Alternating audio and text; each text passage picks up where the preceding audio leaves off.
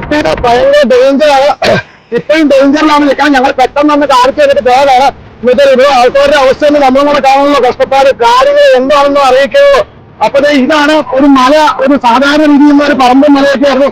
അതിനെ ഇങ്ങനെ ഒരു വെട്ടി തളിച്ച് മൊത്തം തകർത്തോട്ടെ. ഈ തന്നെ മൊത്തം തകർത്ത് ഞങ്ങളിപ്പോ ഇതിന്റെ ടോപ്പിലാട്ടോ, ഇതിന്റെ ടോപ്പിൽ കയറി ഇവിടെ വന്നത് ഇങ്ങനെ എന്നാണ് മൊത്തം തകർന്ന് നിരപ്പായി. ഇവിടെ ഒരു വീടുണ്ടായിരുന്നു, ആ വീട്ടിലെ ദേവാലയത്തിന്റെ ആളുണ്ടായിരുന്നു.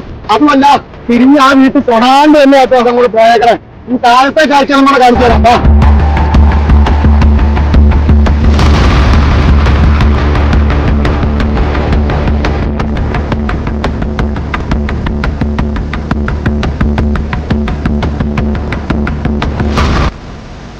ഈ കല്ല് കണ്ടോ, ഈ കല്ലെന്ന് പറഞ്ഞാൽ ഒരു സുപ്രധാന പങ്ക് വഹിച്ച് കുറെ ആളുകളുടെ ജീവൻ രക്ഷിക്കാൻ വേണ്ടി സുപ്രധാന പങ്ക് വഹിച്ച ഒരു കല്ലാട്ടോ. കാരണം എന്താ വെച്ചാൽ ഇവിടെ ഈ പ്രദേശം കണ്ടോ, ഈ പ്രദേശം ഇവിടെ ഒരു ചെറിയൊരു റബ്ബർ തോട്ടമായിരുന്നു.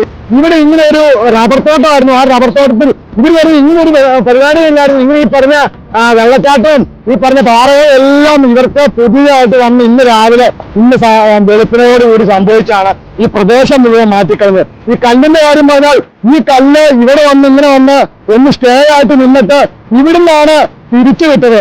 ഇവിടുന്ന് ആ മണലും കല്ലും മരങ്ങളും എല്ലാം തിരിച്ചു വിട്ടോണ്ട് ഒരു വഴി വെള്ളത്തിന് പോകാനും കല്ലിന് പോകാനും മരത്തിന് പോകാനും ഒരു വഴി ഈ കല്ലായിട്ട് ഉണ്ടാക്കി വിട്ടോണ്ട് എവിടെയുള്ള ആ വീട്ടുകാർക്കും എന്നും ഒരു അപകടം സംഭവിക്കാണ്ട് അതിന്റെ എല്ലാം നടുക്കോടെ തന്നെ ഒഴുകി വെള്ളവും കല്ലും മണലും ഈ പറഞ്ഞ മരങ്ങളെല്ലാം സമാധാനത്തോടെ പോയി ആളുകൾക്ക് നാശമൊന്നും സംഭവിച്ചില്ല.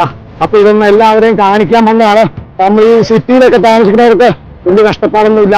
ഈ റൂറൽ പ്രദേശങ്ങളിൽ ഈ മല ഏരി താമസിക്കുന്നവരോട് എല്ലാവരോടും പറയാൻ, സഹോദരങ്ങളെ, നിങ്ങൾ പരമാവധി എല്ലാവരും സ്വന്തക്കാരുടെ വീടൊക്കെ ഉണ്ടെങ്കിൽ ഈ മലമ്പ്രദേശത്തൊക്കെ ഈ മഴ കഴിയുന്നവരെ ഒരാഴ്ചത്തേക്കെങ്കിലും ഒന്ന് മാറി നിൽക്കുവാണെങ്കിൽ അത് ജീവനെ സ്വത്ത് നോക്കണ്ട, ജീവനെങ്കിലും നമുക്ക് തിരിച്ചു കിട്ടാൻ വേണ്ടി പ്രാർത്ഥിക്കാം. അതുപോലെ നിങ്ങൾ അതുപോലെ തന്നെ ചെയ്യുക.